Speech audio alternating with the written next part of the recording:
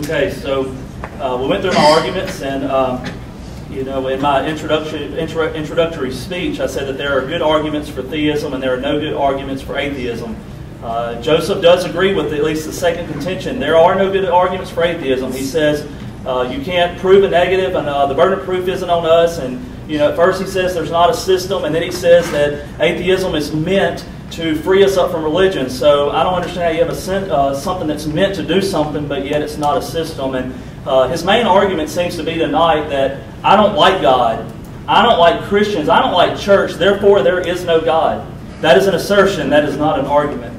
So let's go through some of my arguments that I stated and see how Joseph responded. Joseph responds to my argument, the cosmological argument. Let's just do a refresher here. The cosmological argument, and this is what I stated at the beginning, not everything that exists has a beginning. I did not say that. I said everything that has a beginning has a cause. Therefore, the universe has a beginning. Therefore, the universe needs a cause. Now, Joseph responds to this argument by asking a very common but misguided question. Essentially, he asks if everything has a cause, then kind of like, well, what caused God? Or, God didn't need an explanation, then why not the universe? The fact is, this is a big thing among atheists that they are so confused about when it comes to this whole idea of God being to be. In fact, Richard Dawkins just wrote a book. I'll say just, it's been a little while ago now, but it's called The God Delusion. This seems to be the central argument in his book, that since God is used to explain away the beginning, we don't know where God came from, therefore there's just almost certainly no God. The problem is when you try to assert that God needs a beginning, is first of all, it has been proven through science that the universe had a beginning. What we are asserting is that we serve an eternal God. He does not have a beginning. This is a category mistake. I can show any atheist where God came from and where His beginning is if they can tell me how the color 9 smells. The fact is you can't do it because you're applying characteristics to something that just don't apply. Joseph then says, well, this God, you can't really prove that it's the Christian God or that it's the theist God. It could be, any God. I mean, what makes it say that your God is the right one?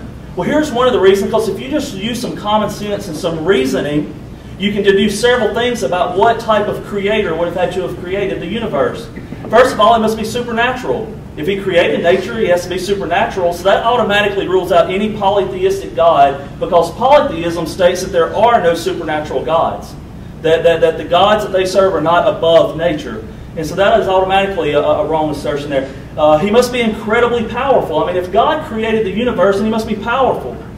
He must be eternal. If He created time, He's got to be above time. He must be omnipresent. He must be timeless. He must be immaterial. He must be personal, because the impersonal can't choose to create something. He must be supremely intelligent, since only cognitive beings can produce cognition. He must be infinite and singular, because you can't have two infinites. He must be purposeful, as He deliberately created everything. When we survey all of the world's religions, there are only 3 religions that describe this type of creator. That's Judaism, Christianity, and Islam, the 3 main theistic religions. Clearly, the theistic God makes sense of the fine-tuning and even the beginning of the universe. Now, getting into fine-tuning, Joseph tries to appeal to your common sense, and he says, just think about it. We're heading toward this, and so much of the earth is uninhabitable and all this. He kind of says, just look around. Does the earth really look finely tuned? He points to things, just like I said, like us heading toward, destruction, and the fact that most of the earth is uninhabitable. And here's his suggestion: is that if the universe is finely tuned, it's not finely tuned very well because there's just so much waste. So he says there can't be intelligence behind the fine tuning because it doesn't seem that finely tuned to me. The fact is, almost all scientists will agree that the universe has been finely tuned and that we are on a very delicate balance to support life. Now here is an illustration that maybe will help you grasp the problem with Joseph's argument. Let's say that you are in Africa and you have never seen an automobile before, and you've never driven one, you don't know anything about an automobile. And I come and I knock on your hut and I say, hey, I want you to come out and look at something. And you come out there and you look in the backyard and you see, man, there's a red shiny convertible. Then that obviously proves that, just common sense, you would know that convertible wasn't just a random accident. It wasn't something that just kind of happened on its own. You would conclude that there was an intelligent designer behind that automobile. But wait, the atheist says, What if the universe has like scratches on it? Or what if it's got parts that don't work right? Or what if the convertible doesn't crank all the time? Or what if there's unused space in the convertible? Does that in any way argue against the fact that the convertible is still designed? But the fact is, we shouldn't even grant Joseph the fact that these qualities about the universe, just because we don't understand them and see the purpose, doesn't mean there's not purpose in them. You know, one example of this would be that even Darwin stated that the appendix was just one of these useless organs, and it's widely been thought that the appendix was just kind of an accident of evolution in the body and that there's no purpose in it. But just last month, a team from Duke University discovered the appendix has at least 2 functions. And one is serving as a vital safe house where good bacteria can lie in wait. The other is that it can help make, direct, and train white blood cells. So just because we don't know all the purposes and we don't understand why there's a lot of deserts and we don't understand why there's so much space out there is not an argument against intelligent design and fine-tuning. 2 minutes?